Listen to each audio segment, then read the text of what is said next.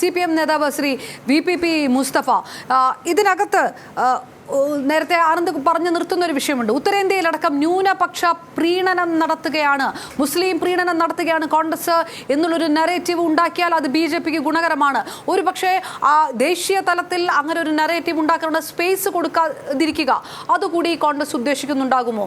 അതുകൊണ്ട് രാഷ്ട്രീയ പാർട്ടികളുടെ കാര്യത്തിനകത്തും CPM-ആയിട്ടുള്ള ധാരണയിലും അങ്ങനെ തന്നെയാണല്ലോ. കേരളത്തിലൊരു നിലപാട്, അത് ദേശീയ തലത്തിൽ മറ്റൊരു നിലപാട്. അങ്ങനെ BJP ഏത് തരത്തിലും പ്രതിരോധിക്കാൻ ഒരു നിലപാട് എടുക്കാൻ കോൺഗ്രസ് നിർബന്ധിതമാകുന്നതാണോ, അതോ ഈ പല നിലപാട് എന്ന് തന്നെ പറഞ്ഞുകൊണ്ട് തികച്ചും രാഷ്ട്രീയപരമായിട്ട് അതിനെ അത്രയും ലഘൂകരിച്ച് പരിഹസിച്ച് കാണേണ്ട കാര്യമുണ്ടോ?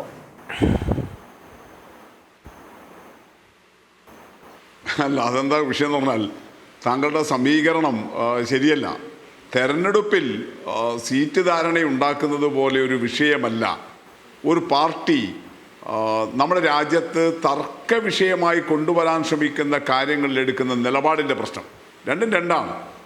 തെരഞ്ഞെടുപ്പുകളിലേത് സ്വാഭാവികമായിട്ടും അവിടുത്തെ ഒരു അടവുപരമായ സമീപനമാണ്.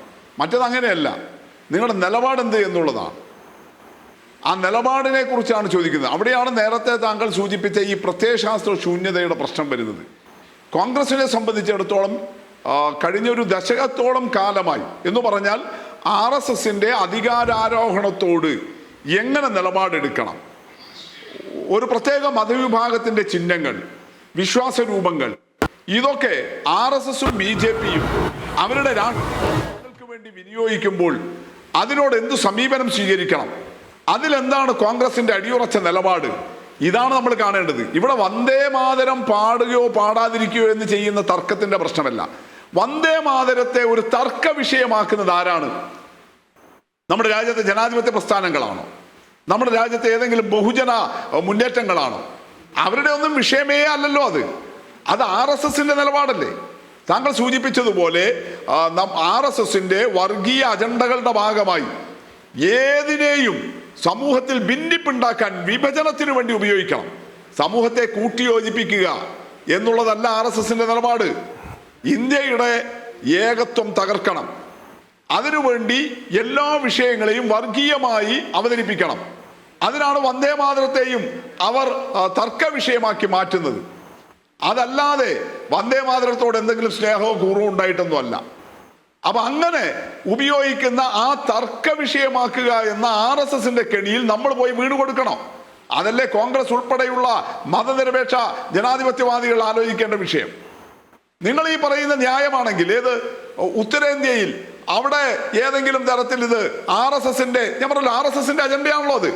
അവിടെ മഹാഭൂരിപക്ഷം വരുന്ന ഒരു പ്രത്യേക മതവിശ്വാസത്തിൽപ്പെട്ട ആളുകളെ ഇതിൻ്റെ ചിഹ്നങ്ങൾ ഉപയോഗിച്ച് എങ്ങനെയെങ്കിലും വർഗീയമായിട്ട് ഒന്ന് പ്രലോഭിപ്പിക്കുക, അതിനു വേണ്ടിയിട്ടുള്ള RSS കെണിയുടെ തടയാൻ വേണ്ടിയിട്ടാണ് ഇത് ആലപിച്ചത് എന്നാണ് പറയുന്നതെങ്കിൽ, ഇപ്പൊ കാവിക്കൊടി, നമ്മൾ കാവിക്കൊടി എന്ന് മലയാളത്തിൽ പറയുന്നത് കേസരി എന്ന് പറയുന്ന നിറം, അത് ഒരു പ്രത്യേക മതവിഭാഗത്തിൻ്റെതായി അവതരിപ്പിക്കാനാണ് RSS ശ്രമിക്കുന്നത്.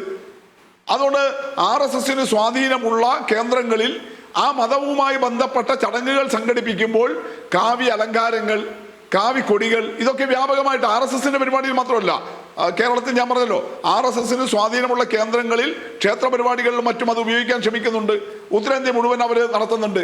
നാളെ മുതൽ എന്നാ പിന്നെ കോൺഗ്രസ് നടത്തുന്ന പരിപാടികളിൽ കാവ്യ ഡെക്കറേഷൻ ആയാലോ, കാവി കൊടികെട്ടലായാലോ?